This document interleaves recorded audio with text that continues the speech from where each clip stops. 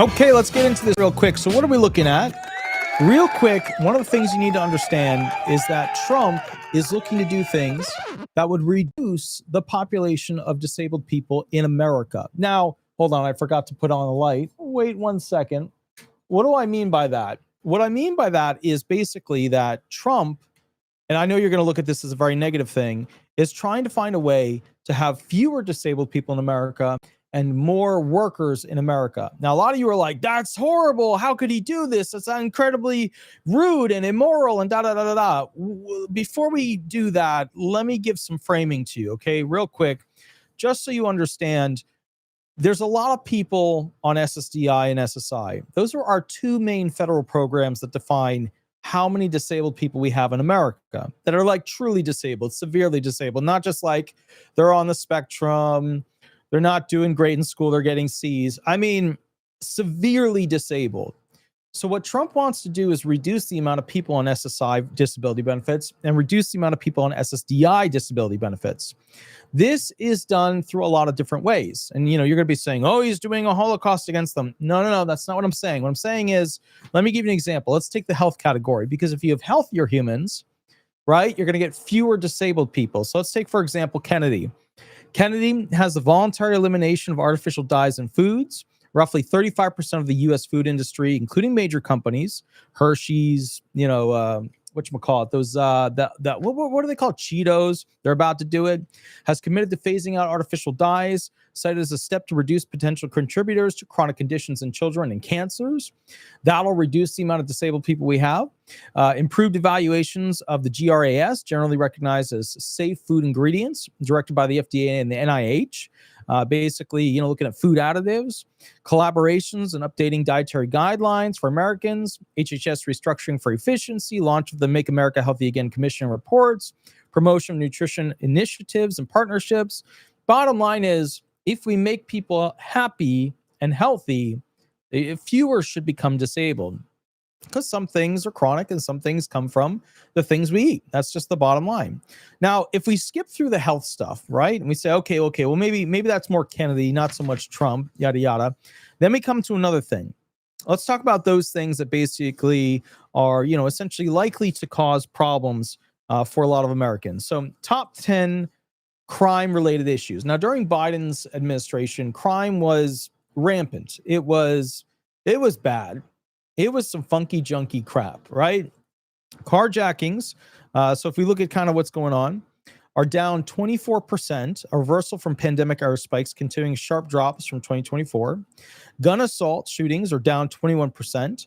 Robberies down 20%. Residential burglaries are down 19%. Non-residential commercial burglaries are down 18%. Homicide murders down 17%.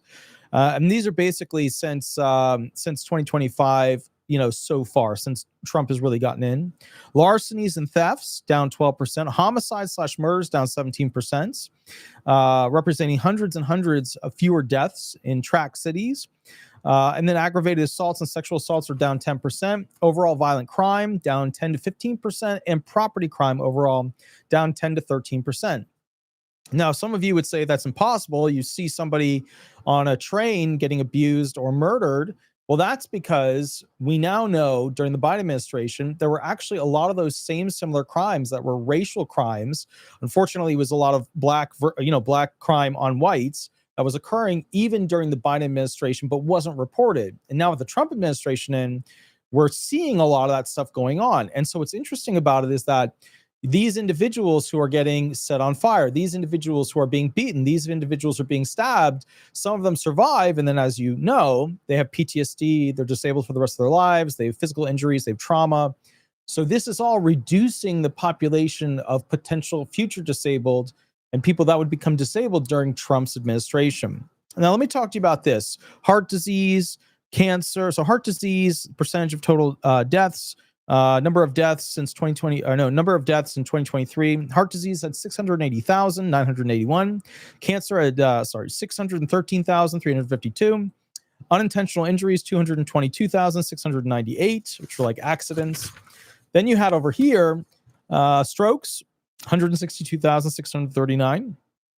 Always get to the hospital as fast as possible. Chronic lower respiratory diseases, 145,357. Passed away in 2023. Alzheimer's, 114,000. Diabetes, 95,000. Kidney disease, 55,000. Chronic liver disease, 52,000. COVID-19, they claimed 49,000, although they kind of group stuff with a lot of that.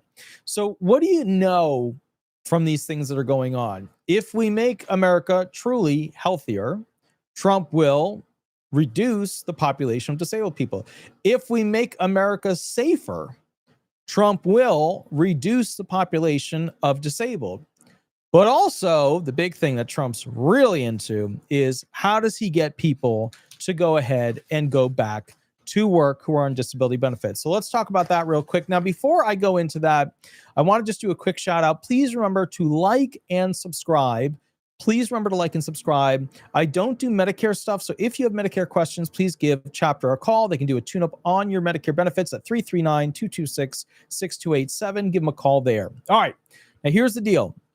Here are 50 policy ideas, that Trump is, has on his table that are around him. Some of them he's got front and center, some are like, Here's the bottom line. Trump is expecting to, and we don't have a specific date, but what I'm hearing from buzz under the table is that around December, likely to change, so upcoming, the grid rule situation with Social Security disability benefits. The reason why is they're looking for ways to decrease the amount of people who are being found disabled. But for those who are already found disabled, they're looking at essentially doing investigations and trying to figure out how they can get more and more disabled people to go back to work. Now, there is a reality to this, okay? More new medical technologies are coming out. A lot of things are getting fixed. More new options are coming out for basically surgeries, treatments inside the country, outside the country. And America's still catching up on the game of stem cells. Some of you are vehemently against stem cells because how they're harvested. And then, basically some of you just go to Mexico and get whatever you need done. But the bottom line is, things are changing, right? We've now cracked the entire DNA code. We use AI to do it. We figured out essentially how to go ahead and fix a lot of things, regrow a lot of things. It's a new world, okay? So a lot of the disabled or disability issues that are out there, they're just, in the next 5 to 10 years, you're not going to be having a lot of disabled people on disability benefits anymore because those impairments won't be able to become worse. They won't be able to develop, and they'll just flat out disappear over time because they will have cures for them. Now, in the meantime, Trump is trying to get more and more and more disabled people back to work. And there's various programs, right? You get the Ticket to Work program, 9-month trial work period, 3-month extended eligibility period. You got a bunch of programs. But let me go through some of these other ones that I think will be very interesting for you to kind of chew on a bit going forward. I think these will be helpful. I think you should consider these in your brain. Remember, as I go through this, hit that like button. Let's go through it. Number 1. Allow disabled people to earn 4 quarters of coverage with absolutely no limitations and no cross-program restrictions. So you want to go work, you can go work and earn your 4 quarters of coverage, no questions asked, earn as much as you want, as fast as you want. You can get your 4 quarters of coverage worth, which is basically just so you know, let me give you what the 2025 is going to be. So 2026. Oh, no, that's, let's not do that. Let's just do 2025 quarter of coverage amount, totals $1,810. Let me see if they have the 2026 quarter of coverage amount. They do. It's going to be $1,890.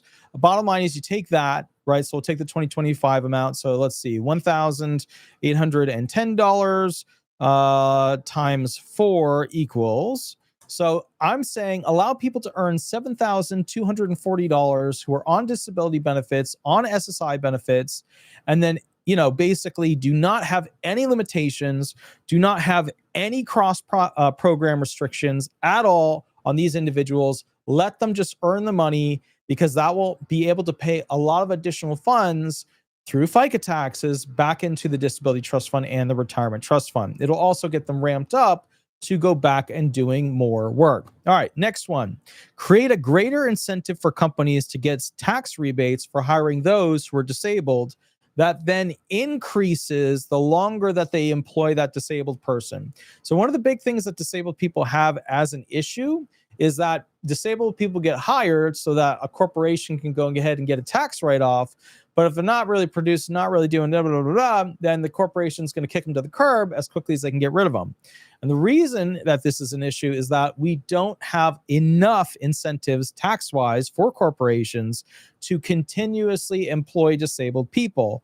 And that's basically one of the things that Trump should look into on a tax rebate, a tax, assistance tool to get more and more big companies to support essentially those who are disabled. Another one, fund transportation subsidies specifically for those who are disabled, provide dedicated vouchers, provide dedicated partnerships, rideshare company allowances for work-related travel for disabled people. That way, a lot of people who don't have the money to get a car, a lot of people who don't have the money to get to the location of the job can get a rideshare allowance, a rideshare certification, a Lyft special badge, a Uber special badge that allows those people to pick them up and still get paid to take the disabled person to their job.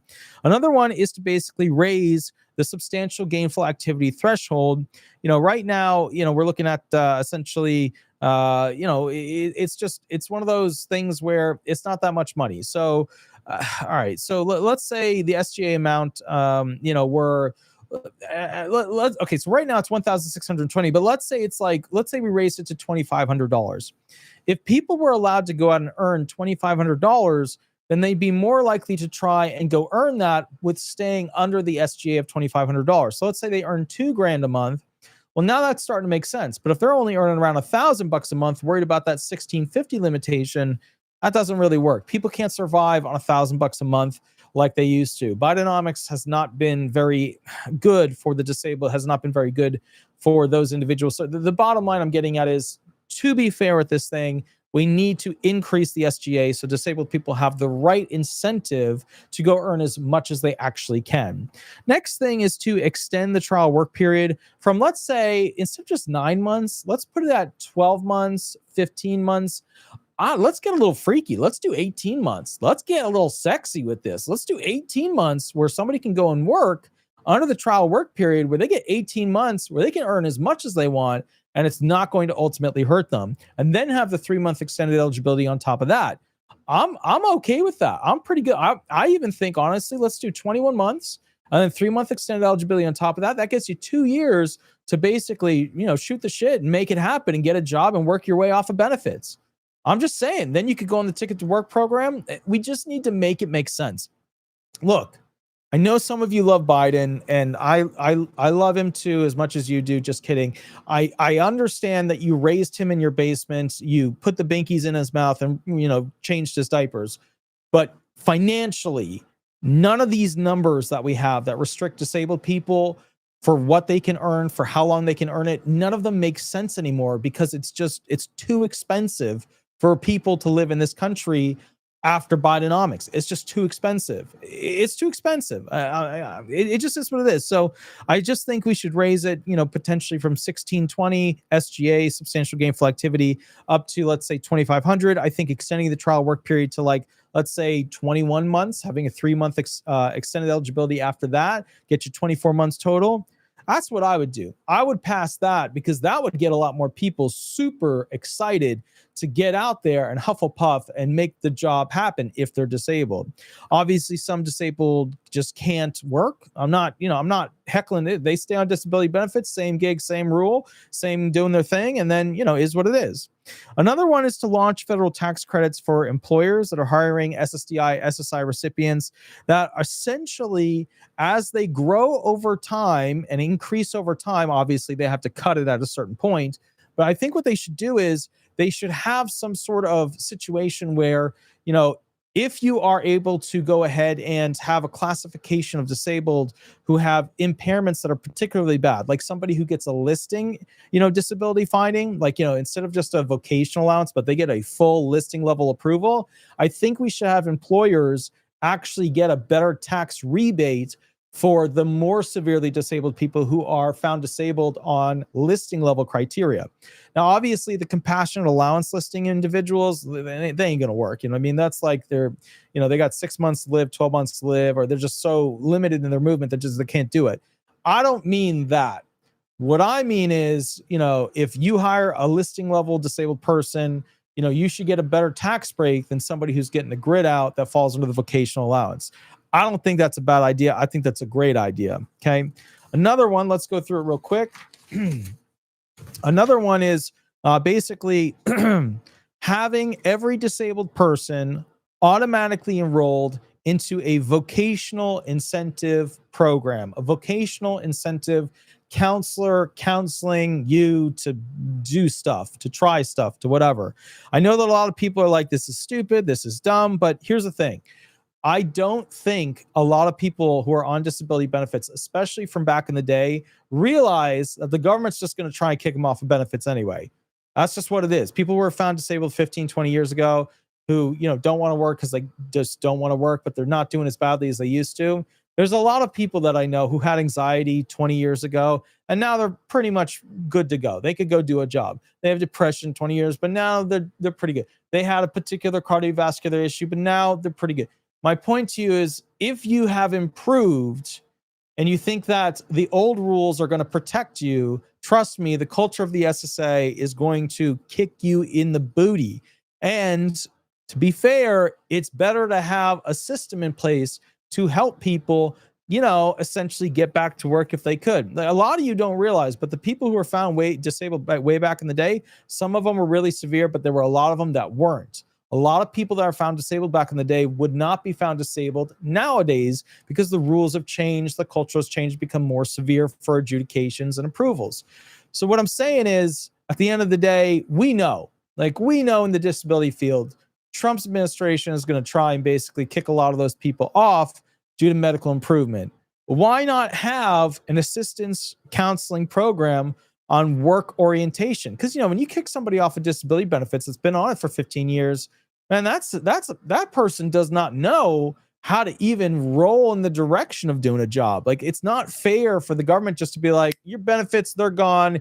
Go find a job, bro. That's not fair. They need to have a ramp up. They need to be able to go back into it with a nice rolling effect where somebody's working with them and helping them and moving them in the right direction. That is a more realistic approach to this situation.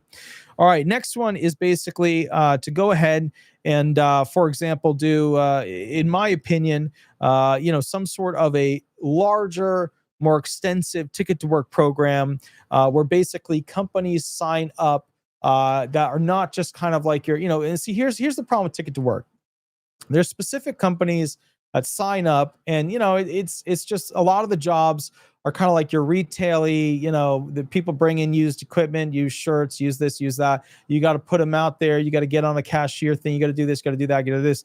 I think what we need to do is include in our ticket to work program more technology-oriented jobs that allow people to do more work from home. I think that's going to be very important.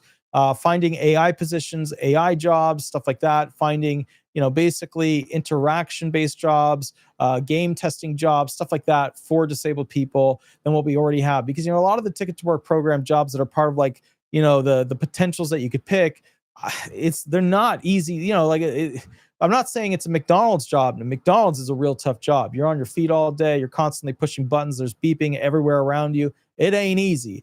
Well, let me tell you something. I've worked a lot of jobs. Okay, Starbucks was one of the toughest jobs I ever had. I was constantly moving, right? I worked in the Westin Hotel right across from where that whole, blow up thing happened. But basically in Boston, you would get all kinds of corporate, all kinds of tourists, all kinds of visitors that needed their coffee at 6 a.m. right away.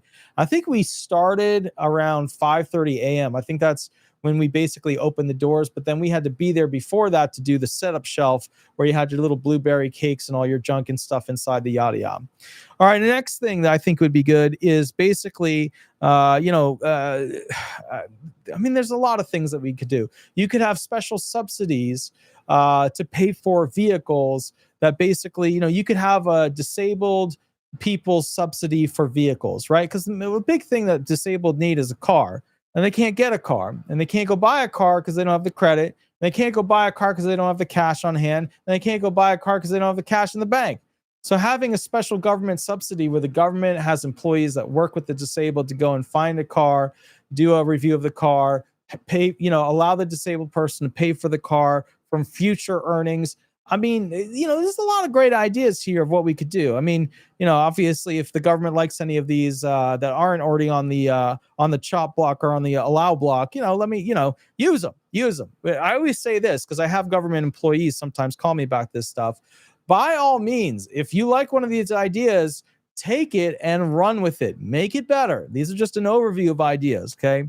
Another one basically is to go ahead and have a situation where rich people who are getting like that whole like gold $5 million instant naturalization, whatever thing, have them sponsor disabled people. I know that sounds crazy. But have them sponsor actual disabled people. Just think, oh God, you guys are going to get him on. Okay, but just hang with me on this one. Let's say a rich person comes to this country, right? And they're like, hey, I want to go ahead and get my naturalization, maybe get dual citizenship, whatever. So here they come, right? They're doing the thing. They pay their $5 million. Have them every year have to put down so much to sponsor a disabled person that's trying to do a job or trying to get a car or trying to do this or trying to do that. Have them and then do a story about it. This rich person who's becoming naturalized, who wanted to become naturalized in the United States, is sponsoring this disabled person to achieve their self-success dream of working as a blah, blah, blah, and they help them get a car. Why not? Why not? I mean, I don't know. It's just, to me, it would be a really interesting thing because you could promote that and do these incredible things. I think that would be a great idea. Some of you are like, no, how dare you? How could you? Look, some of you have a little bit of a misunderstanding of the problems facing this program, like the whole trust fund for retirement benefits running out. We need weird, wacky, unique, let's just try it ideas to start to rebuild people's interest in this program. Because let me assure you, millennials don't give a shit about retirement benefits. They're finding and waiting for their moment to vote out FICA taxes, to vote out the SECA taxes, which is the self-employed version of FICA taxes. They are waiting for their moment to vote these programs out. So like, just to be clear, some of you guys are like, oh, well, it's, hey, I don't, no. You need ideas. If you don't have ideas changing the popularity of this program, making people look like success stories, creating basically like, superheroes that were disabled, if you don't have ideas that are doing that, then you are not selling the success of this program. Or you're just one of those people that sits back and is like, oh, he's just talking random shit. And he's just blah, blah, blah, blah, blah. Oh, he's just, I always love those people. You only get people who are far less than your mental, creativity, always shitting on your day. That is so true. If there's somebody that's like, oh, that guy's just whatevering and da-da-da-da-da. But hey, if you have a great idea, let me know. If you have a great idea, put it out there. Look, if you have a politician that you think might be able to take an idea and run with it, and the only thing that you can do is say, oh, I'm going to shit on this guy and say he doesn't have great ideas. Look, go create an idea. But if you're one of those that's like, oh, I can't invent this guy, who's that?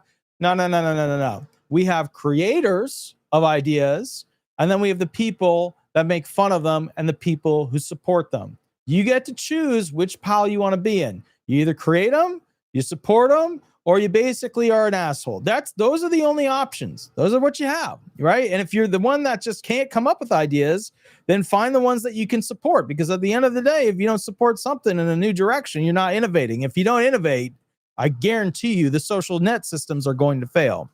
All right, next one.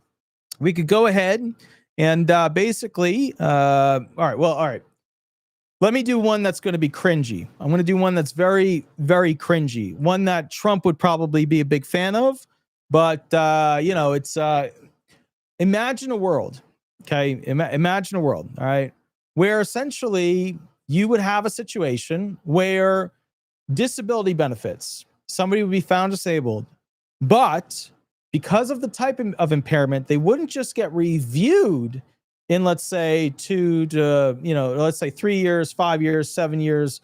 They wouldn't just get reviewed every year, but what if disability benefits had requirements for return to work in order to keep the disability benefits?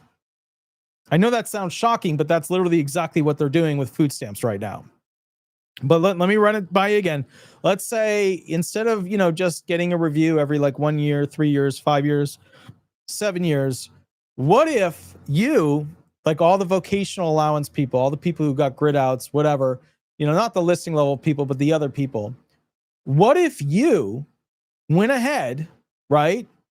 And if you were found disabled in 5 years' time, you had to complete so much work-related whatever activities, right? I know Trump would love that one, because if you don't complete them and you don't have a good excuse for it, other than, and remember too, you could go get a doctor's note that says you can't do it. You could try and fail, and it's an actual try and you couldn't do it. And then there's people who they were found disabled 10, 15 years ago. They don't go to the doctor. They haven't been to the doctor in 2 to 3 years. And they're like, well, they're not going to do anything. They can't change anything. Those are the people.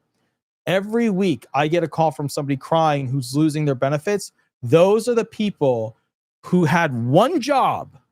They had one job, and that was to upkeep their benefits.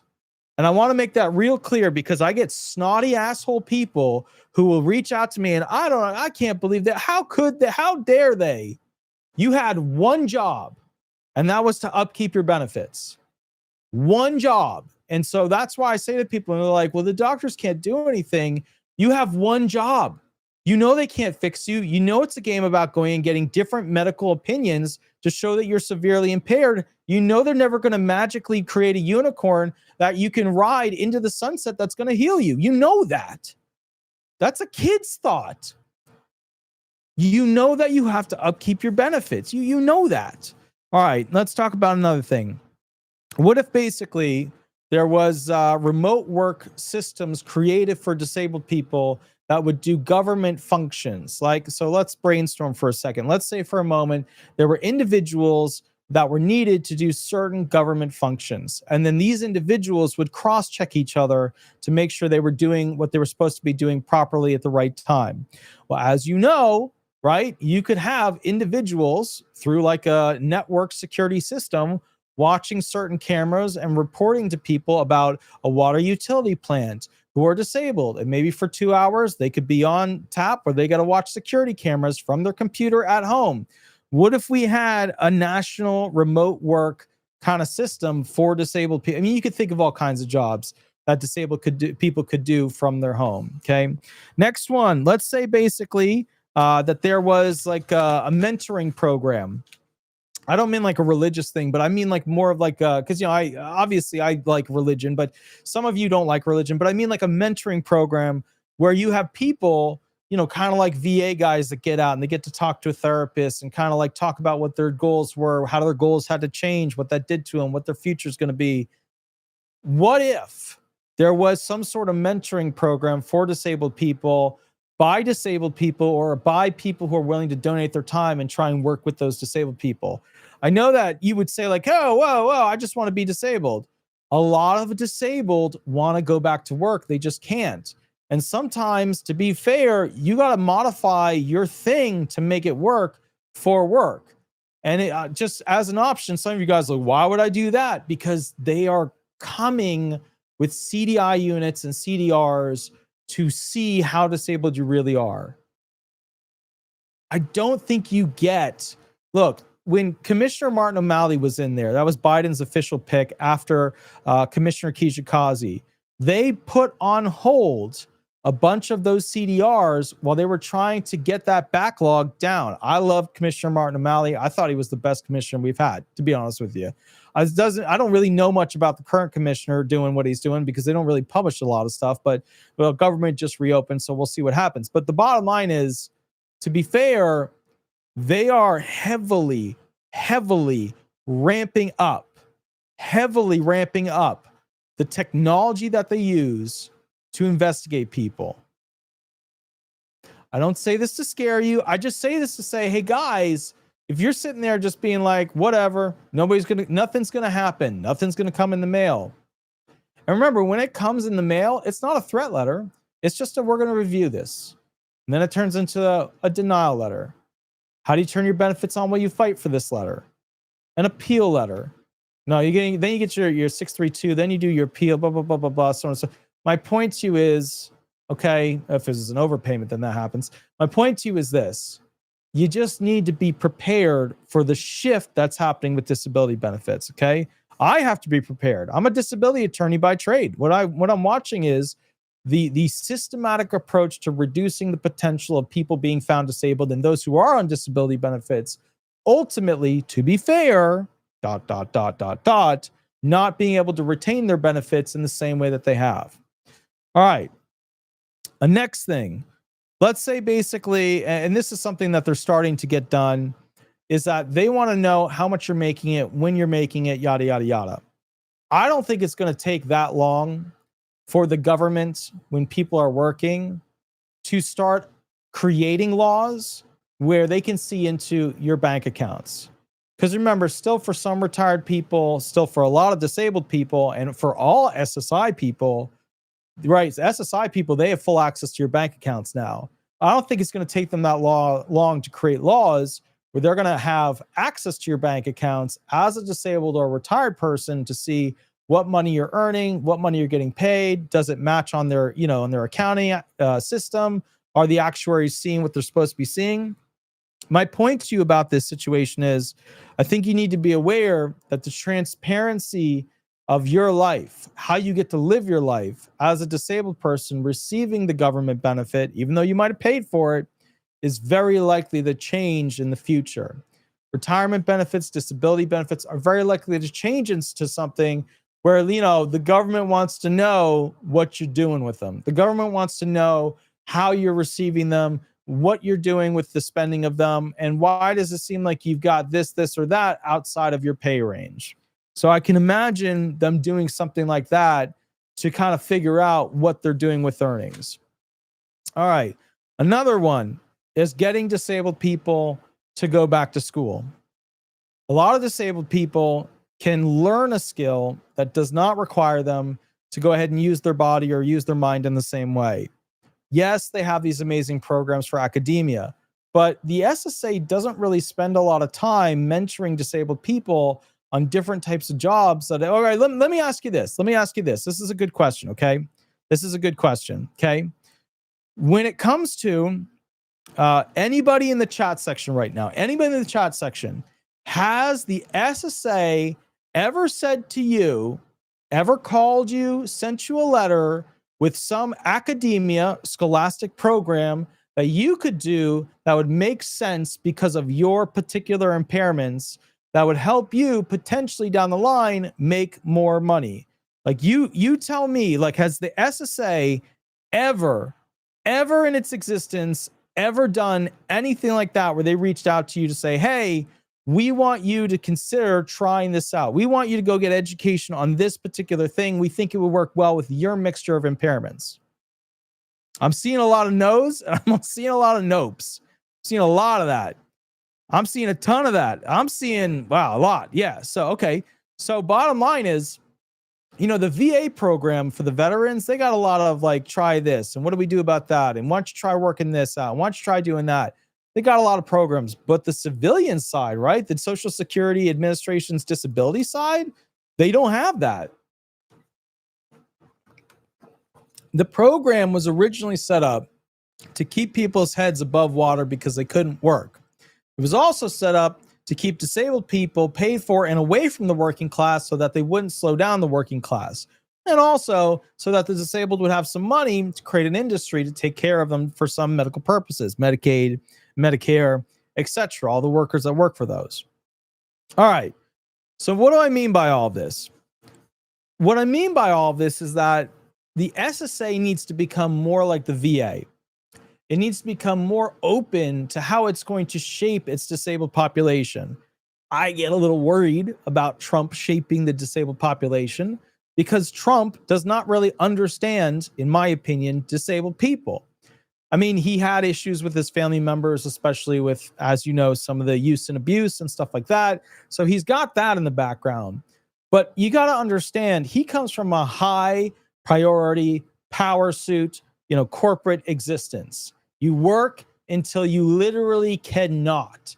You work until you hit 85 to 90 and then you call it a day. Right. So the famous vlogger, right, Ben, a lot of you guys know Ben. He's like, I think people should never get a retirement check. I think they should just work for the rest of their life. How does that, Okay, let's tell the guy with the jackhammer that at 80 years old, he's going to have to strap up with his jackhammer and get out there and push the concrete. It's insanity. It's insanity. But again, that is the mental state. That is the realm that they come from. So do I think the SSA could go ahead and have a strategic plan for individuals with certain types of impairments? Yeah, absolutely. Look, everybody with anxiety has their own version of anxiety. What I tell you guys all the time, you as a disabled person are the ambassador for your impairments. What I'm saying to you is when you deal with the general public, right, please remember, they don't know who you are. They don't know what your impairments are. And if you go ahead and, just to put it in slang terms, show your booty, right, with your impairments, then all of a sudden it creates a negative connotation with people with that impairment across the spectrum of those who have that impairment and similar impairments like it. So you are an ambassador to your impairments. And so my point to you is, at the end of the day, a lot of people, they don't know. A lot of people don't understand how disabled people work or what's going on. And I will say this too. Most disabled people will say they know their body, they know their mind. I will say this, they do, but the moment something small changes, it's a shit show. They don't know what the hell's going on. They don't know how to because their entire life is about getting on routine, staying on routine, controlling factors to have a good day, even though it's a shit day. That's how disabled people work. So in my opinion, I think realistically, if Trump wanted to approach this, I would really like to see studies about how impairments with certain types of jobs, could potentially work with certain types of assistance. It's little things, it could be something as simple as installing grab bars. It could be something as simple as installing things around the house that would block out all potential incoming sound, all potential incoming light, all that stuff. There's just a lot of options here that nobody really talks about. Okay. Another thing too, we've done a lot here. I think I should probably stop, but, let's stop there, okay? Because I have a bunch of things that I wanted to add to it. Okay, one more thing. Remember to like and subscribe, please. Please, if you enjoy these videos, if you like these ideas or you hate these ideas, please like and subscribe. All right, so here's another idea, okay? Let's say I just read Barry James's Kosher, you did a good job on that one. You did. All right, one last idea, okay? One last idea. If you're disabled and the idea is to get you to work and the idea is to get you to prioritize earning so that you're like, shit, yeah, I want to earn more, right? We need to have a system of tax exemption that is more than what we have for the disabled right now. Okay. Do I think they should be paying income tax? Fuck no. No, absolutely not. Absolutely not. Do I think that they should be paying, for example, FICA taxes on the benefit? Yes, absolutely. I think that is incredibly important. Incredibly important. Do I think that they should be paying a special car tax or a special this tax? Do I think if they have to get a car loan that they should have to be paying, a certain amount on top? No, I think the government should subsidize that. There's all these things that we can do to create the life for the disabled person that gets them to work. Even if they remain on disability benefits, they could have a reduction amount, and then the government could advertise that they've reduced the amount of people who are on full disability by this much. Because remember, at the end of the day, this is how it works. This is what's so important. At the end of the day, these politicians are just like the judges. The judges have to look at the fact pattern of all the facts in the claim, and they have to go, okay, let me see. Okay, there's a good bullet point, and there's a good bullet point. And they were in the emergency room then, and they had to go and they had to go to the urgent care there, and their medication failed at that point, and the surgery didn't work because of that. The bullet points to show somebody's disabled. These politicians work the same way, except they got to advertise that they made good change. So what are the politicians going to do? They're going to go, okay, you see that tax credit? Look what that did. Okay, you see that right there, the subsidies for getting the cars for the disabled. Look at how many more disabled are working now. Or you see this program over here where we raise the SGA. There's so many more people working because they're inspired to go out and work. That's how it works. You got to create bullet points of actual changes that create statistical advantages so that politicians feel like at the end of the day that they're going to get voted back in. Do they really give a shit about the goodness? And maybe they do. Maybe they do. Maybe they do. Maybe they do. But at the end of the day, realistically, they want to know, are they going to get voted back in? That is crucial, absolutely crucial for all these potential changes to occur. All right, look, I wanted to go into virtual reality stuff for disabled, developing goggles. I wanted to go into basically developing hand gesture movements so I can do different things. I wanted to go into that. I wanted to go into how, basically they can type from the mind. They can go ahead and do all the, I wanted to do that, but we've gone too far with too many. Most people are overloaded at this point. So with that said, please, I beg you, use your noggins, use your cluster of nuggets to come up with ideas that would be good for people who want to go back to work that are disabled. Because if we don't come up with ideas and we just leave it to Trump's team to come up with what they want, I guarantee you it's going to suck. I guarantee you it's going to be a hard hammer and not a carrot. I want carrots because I know they're going to bring out the hammer. So I want carrots that help people achieve what they possibly can. I hope you just think with me on this, because it's frustrating. You know what I mean? And you know what I've noticed? The Democrats got the best talk, and the Republicans, actually do stuff, but it's not the nice things that we usually want. But the Democrats are the ones who usually talk about the nice stuff. We need to find that middle where there's more carrots to get people. If they're, and remember what this video came down to. Remember what the basic fundamental ideology of this video was. The video was about Trump reducing the disabled population, which you can take it both ways. You can say, oh my goodness, that's terrible. What's he doing to the disabled? Or you could take it the other way, that he's making Americans much healthier. He's cutting down on crime significantly. He's decreasing the amount of medical conditions that potentially become super severe. That means people can go back to work. That means new medical treatments, new medical this, new medical that. Don't think that these pharmaceuticals are getting away with everything, because all these other countries out there with pharmaceutical companies making stuff that we as Americans can't get access to, those people are now saying to the pharmaceutical companies in America, hey, you better be able to show us that you can do what they're doing in Europe, what they're doing in Israel, what they're doing in Mexico real quick. And the reason why is other countries are coming out with cures while we're still stuck with the same monthly pill BS. And you better believe it, when these pharmaceutical companies start releasing cure after cure after cure, that is going to significantly reduce the disabled population in America. All right, which is gauged against how many SSI and how many SSDI people there are. You could gauge it different. You could look at how many workers' compers there are, how many LTD people there are. You can look at, statistics of a journal on medicine on how many of those, people who are suffering from that are. But at the end of the day, a disabled person, as defined under federal law, is a Social Security severely impaired individual that's not earning over $1,620 per month. Okay. And then you follow the 5 elements, right? Basically earning under SGA, has lasted 12 months or will last 12 months or be terminal, meets, equals, or exceeds a listing, can't do their past relevant work, or can't do any other jobs in the national economy. Attorney Walter Hnot, I will catch you a little bit later. You have a wonderful, wonderful day. Please be kind to each other. Please remember to like and subscribe. Head over to Google, type in Disability Resolution Law Firm, throw some stars up there. I always appreciate that on the business page. We go live on Mondays and Thursdays. I may go live tonight. I'm doing the videos early because by tonight I'm going to be all snotty from this cold.